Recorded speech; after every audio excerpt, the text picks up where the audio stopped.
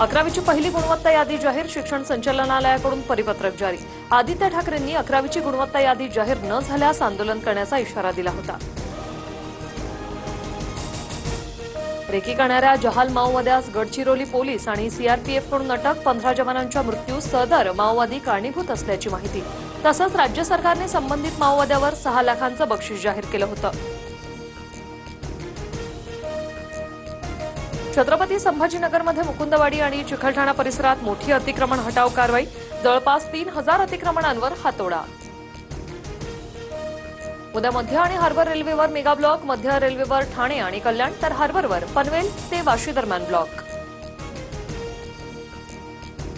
पंतप्रधान मोदींचा अंतराळवीर शुभांशु शुक्ला सोबत संवाद, भारत स्वतःचं स्पेस सेंटर बनवणार, स्टेशन बनवणार, पंतप्रधान मोदींची घोषणा।